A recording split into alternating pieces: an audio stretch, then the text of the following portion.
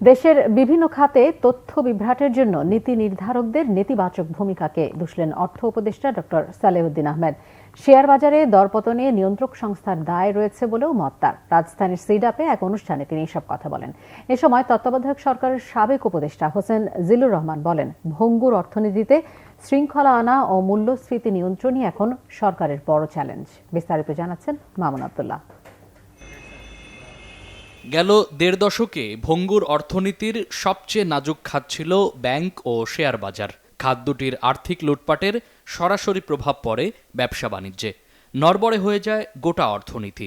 জুলাই বিপ্লবের পর অন্তর্বর্তী সরকার দায়িত্ব নিয়ে শুরু করে আর্থিক খাত সংস্কার। পরিবর্তিত প্রেক্ষাপটে আর্থিক তথ্যভিত্তিক গবেষণা গ্রন্থ ব্যাংকিং অ্যালমানাকের ষষ্ঠ সংস্করণের মোড়ক উন্মোচনে যোগ দেন অর্থ উপদেষ্টা। বলেন, কাজ চলছে আর্থিক প্রতিষ্ঠান ও পুঁজিবাজার সংস্কারের।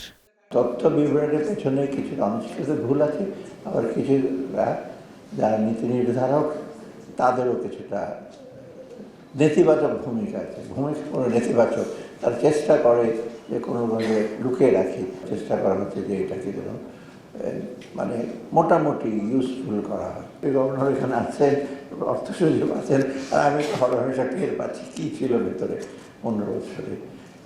এটাকে আমরা একটু কারেক্ট করতে চেষ্টা করি, সংশোধন করতে চেষ্টা করছি এবং সঠিক তথ্য দিতে। ইনফ্লেশন বেশি দেখছো, অন্য সময় লোকেরকে 9 করে দেওয়া হতো, 8 করে দেওয়া হতো, আমরা 11-12 যাই আছে। তো আমি ওই প্ল্যানিং মিনিস্ট্রির বলতে আমার কাছে যা আসছে হুবহু তাই পাবলিশ করতে বলেছি, এবং আমরা এগুলো কোনো কারচুপির ব্যাপার নেই।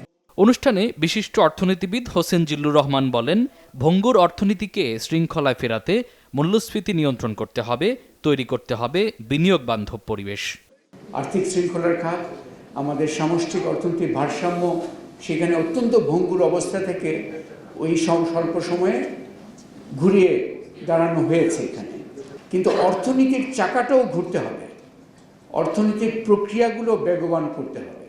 এটা কিন্তু অন্যতম, যেখানে ব্যক্তি খাত থেকে শুরু করে সবারই এখানে একটা বিষয় আছে। অনুষ্ঠানে আর্থিক নীতি প্রণয়ন ও বাস্তবায়নে সরকারকে উদ্যোক্তাদের সহযোগিতা নেয়ার পরামর্শ দেন বিশেষজ্ঞরা। মামুন আব্দুল্লাহ, বাংলা ভিশন, ঢাকা।